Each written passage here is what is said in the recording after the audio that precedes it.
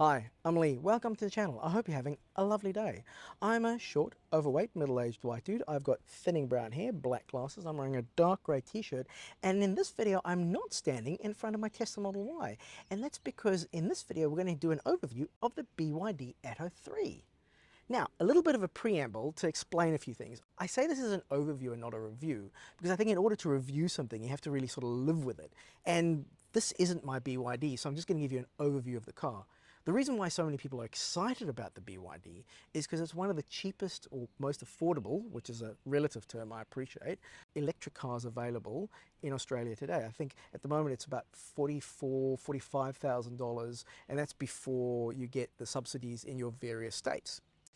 Now, you might also be wondering how I got access to a BYD, and it's a funny little story behind that. So the way that I got access to this car was, well, chutzpah. So at the moment, my YouTube channel is doing well, but not so well that I've got people banging down my door asking me to review their cars. So, Lee, did you steal the car? I hear you asking. Good question. No, I didn't. I was driving my son to swimming or whatever I drive my son to, and I happened to notice out of the corner of my eye the BYD parked in a car nearby my son's swimming. So the next day I went back with my son in tow because it's less creepy when you turn up with a 7-year-old to someone's door unannounced, knocked on the door and said, hi, I've got a YouTube channel. Would you be interested in letting me interview you about the experience of owning the BYD? And they were like, yeah, cool. So later on in this video, at the end, we'll actually do an interview with the lovely family that has this BYD. But at the moment, let's start and looking at the actual car. The first feature I want to look at might not be obvious, but there's a reason why I want to show it to you first. The BYD's got a really cool feature called vehicle to load. And what that means is you can actually power stuff off of the car. So the same way as you plug the car into the wall and get power from the wall into the car, you can plug stuff into the car and power stuff off of the battery in the car. So for example, if you were going camping, you could take, a little electric cooker or a kettle or things like that, or power your laptop, what have you. And you can power pretty powerful things, because you may notice normally we would shoot these sorts of things during the day, and we've deliberately shot this at night because we've got 3 massive lights lighting me at the moment, and they're being powered off of the car, which is pretty damn cool. Check this out.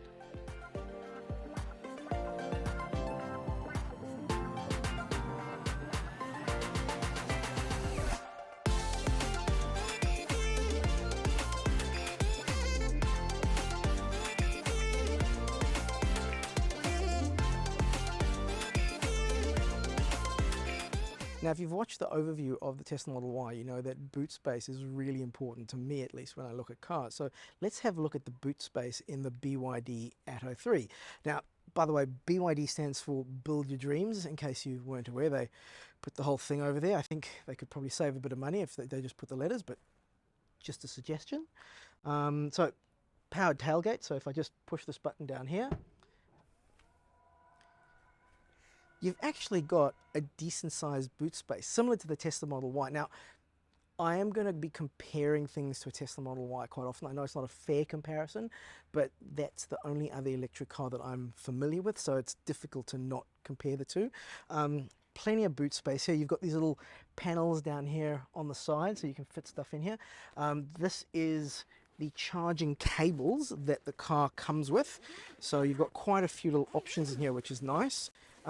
So this is just what people call the granny charger or the wall charger. So you can just plug this into a standard wall socket and that'll charge it up to 2 kilowatts on single phase. It also comes with the plug that allows you to do vehicle to load. A really clever thing that the vehicle to load plug does is that it's just a standard, type 2 CCS plug on this side, but it's just got a 4-port power board on the other side, which I think is really, the fact that they just didn't put a plug there and say you put in a power board, they put in the power board, which I think also might be because they want to make sure you don't plug in more than 4 things at a time, which is clever to kind of force our hand with that. So yeah, I think that's quite clever. Now, a really clever thing that the boot does here is that you can actually extend it. I'm just going to put this down because I'm struggling to put it back in the bag. I'll put it back in a bit. The boot's not normally this deep. This is not normally how low it is. When you get the car, it'll actually be at this level here. But you've actually got quite a bit of space down here, which is where the tire repair kit is. And you can also just lift that up, and you see those slats, and you just lower it beneath the slats, and that gives you quite a bit more space, sort of in depth, which is quite nice. Also, you get a parcel shelf, which is nice because Model Y in Australia doesn't get that. Again, unfair comparison. I got to stop doing it, but I'm going to keep doing it. So you can see the size of the boot with the seats down. Now, to lower the seat, you just have to pull up on this little latch. So we just pull up, and that lowers the seat down. So yeah, you can see it's pretty darn spacious. All the way in the back. Hello. You got a lock button and a close button up here. So if we just pop on the close button, it closes. You can also close it from the remote that comes with the car. And that's the boot and storage space. Unfortunately, there isn't a frunk, so no storage space in the front. So now let's go and jump in the car and have a look at the inside stuff. Welcome to the inside of the BYD Atto. Now, before we get started on all the bits and bobs here, I did want to talk about the different models that you can get here in Australia. Now, there's only two. The entry-level one cost at the moment, we're now the middle of November, $44,381, and the upper range model costs $47,000, so $3,000 more, $381. The only difference between either of those, they've all got the exact same interior features and all the things. The only difference is the size of the battery. So the entry-level one, the battery will get you about 320 kilometers of range, and the upper range one will get you 400 kilometers of range. Now, obviously, that range is very dependent on all things, so sort of maybe aim to have sort of 15 to 20 kilometers less if you're doing exceptionally long drives with those two. But again, I'm just going with averages here, so there's that. Now, let's talk about the cabin and the features. Right off the bat, there's a lot more stuff in here that I'm used to with the... I'd sort of forgotten driving my Model Y for a while. And again, I apologize for comparing. I know, but it's the only thing I can compare to. There's a lot of stuff. There's lots of buttons on the steering wheel. There's lots of controls on the side console, lots of controls on the center console, and let's sort of work our way out. So to begin with, the chair is adjustable. You've got electronic controls backwards and forwards, up and down on both the passenger and the driver chair. They're electronic. You do have steering wheel adjustments. So there's a little knob down here, and you can just flick that down, and then you can have the steering wheel towards you, away from you, up and down. So you can just adjust that to your preference. I know I've got to stop comparing it to the Model Y, but again, there's a dash in front of me with information. So I've got my speed. It looks like I've got sort of like cruise control. I've got my range, battery percentage, temperature, tire pressure, which is nice. It also shows what mode you're in. So at the moment, you can see I'm in sport mode. I suppose I do want to talk a little bit about how one of the first things that I noticed when I sat down in here is there's a lot more manual controls. You know, I've got loads of controls on the steering wheel, loads of buttons down here. I've got the air vents, which you can adjust, which I think they look really nice. And you've got the center air vents, and you've got the ones for the driver and the passengers over there. So the air vents are kind of cool. There's this sinewy kind of material, which is a thing. But yeah, about all the buttons and the adjustments, I actually think this is a really good thing, because for people who are thinking of going into electric and may have looked at a Tesla, and I really love the very, you know, barren aesthetic of the Tesla. And it's funny, like being used to Tesla, I sat down here and I was like, wow, it's like opening up Photoshop, so many buttons and things to do. But this can actually be really nice for people who aren't necessarily that technically savvy, or you know, they're thinking of going electric, but they don't want to try the latest cutting edge and everything's on the center console. So I think, you know, having a dash display and then having other menus in here and having buttons and physical controls, I think can be a really good thing for drivers who are thinking of going electric but aren't ready to make that jump to, you know, all the buttons are gone. So I think this is a good thing. I think it's great that there's cars like this out there. Some things to look at. So the door handles are a little bit different. So this is actually a speaker, and the door handle is above. So you just pull back like that, and that opens up the door. While I've got the door open, I will point out, if you've seen any other reviews of the BYD Atto 3, you'll know that the bottle holder down here has got these strings.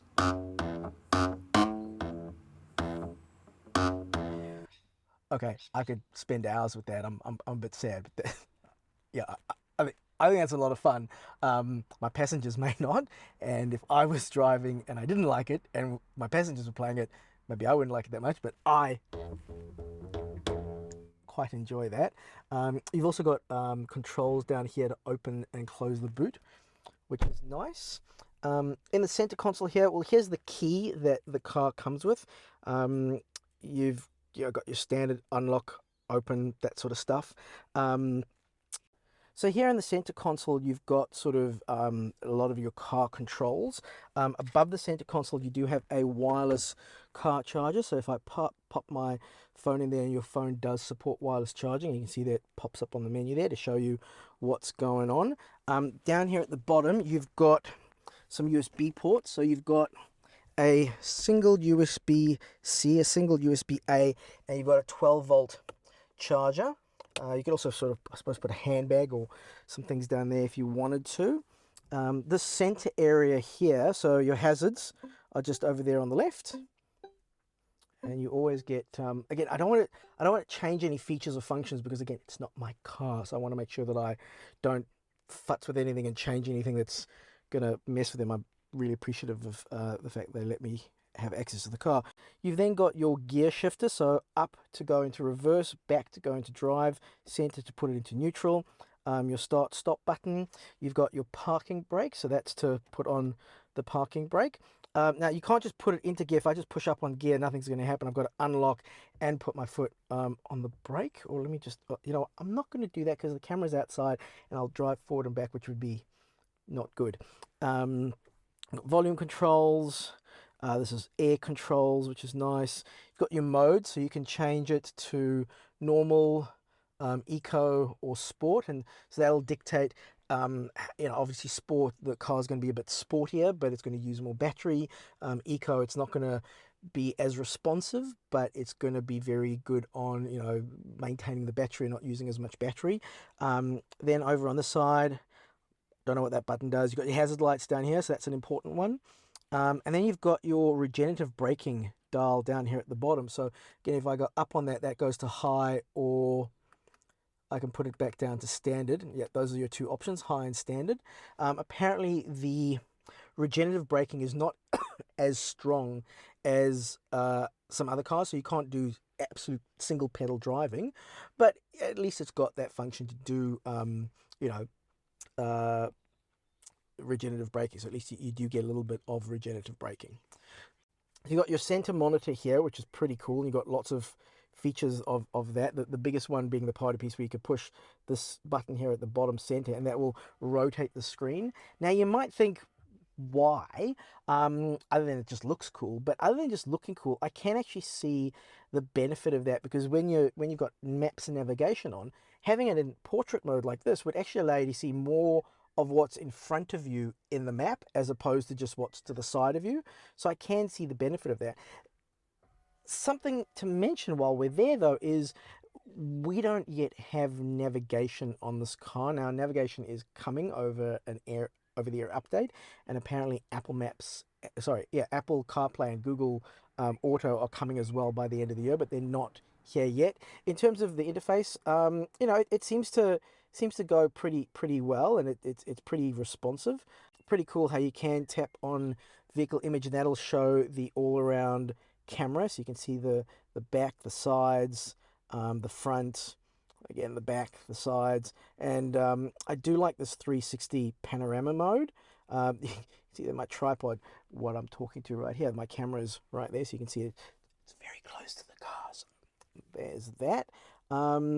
Yeah, so this is really handy, I think, for when you're trying to park or get into a little spot. So yeah, I think that's very useful. Now let's see if I can work out how to get out of this. So if I go off, no, that's the aircon.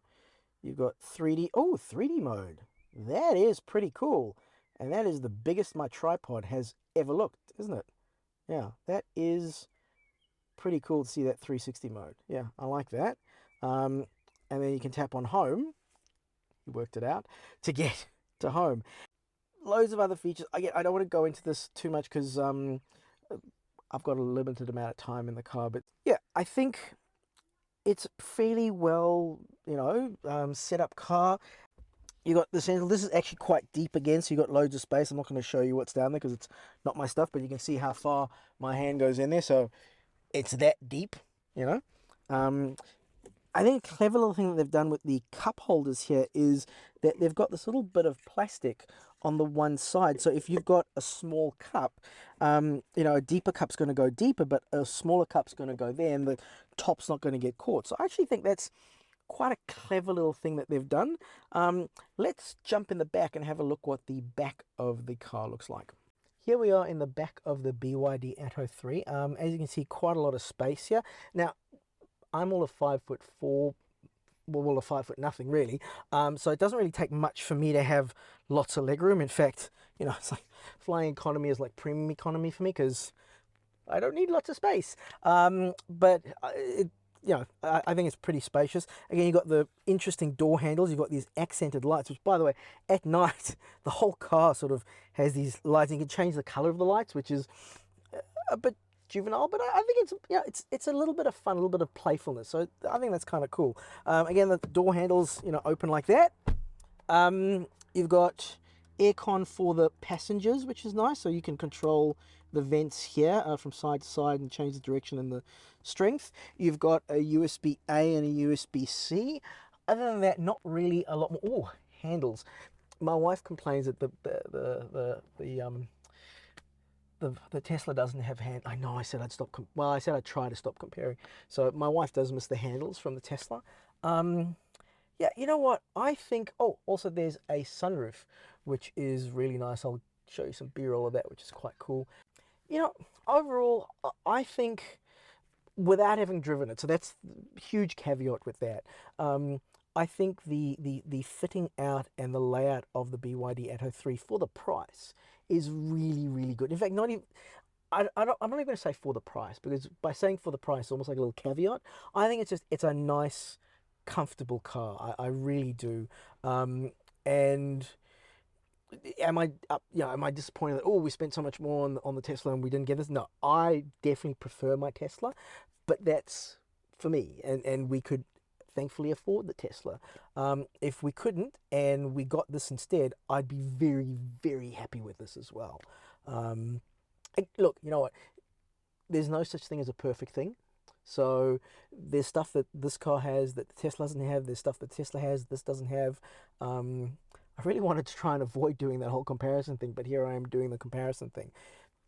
I think it's a nice car. Now, as I mentioned, one of the biggest challenges is that I haven't driven this car, so I can't really give you insight into what it's like to drive, which is a pretty poor review. It's a pretty poor overview when you don't talk about driving a car. So what I've actually done is I sat down for quite a lengthy interview with the lovely family that's given me access to this vehicle, and they talked me through some of the experience of getting the car, why they got the car, and they talk a little bit about the driving experience. So if you do want to learn a little bit more about the driving experience, here's that interview for you now. Hi, here I am, Lee, back in my office. Not what you're expecting? Me neither.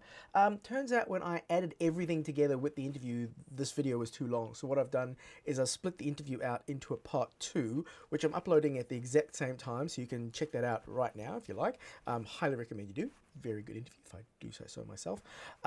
If you found this video helpful, if you found it informative, I hope you did. Please like and subscribe. If you have subscribed, thank you so much for supporting the channel, and I'll catch you on the next one. Safe and happy driving. But go check out part 2 with the interview. It's yeah, they're lovely people and really interesting to talk to.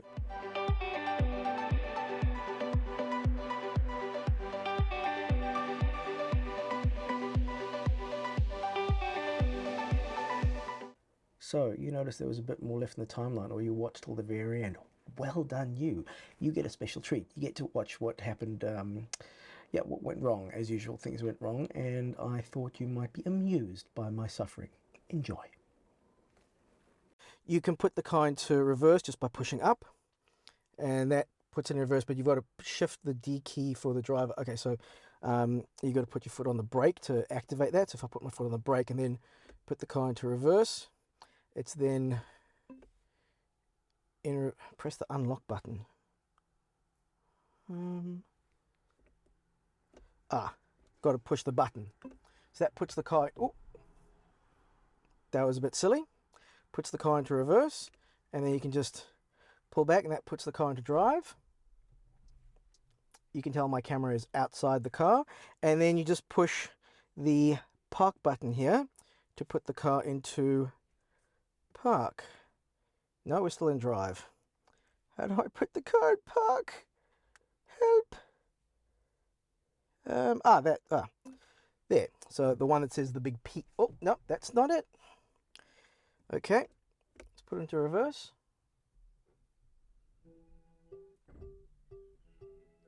This is exciting viewing, isn't it? Yes, yes, there's something there, isn't it?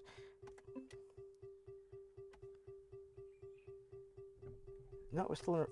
Yeah. Okay, how do I? I'll just switch it off. How about that?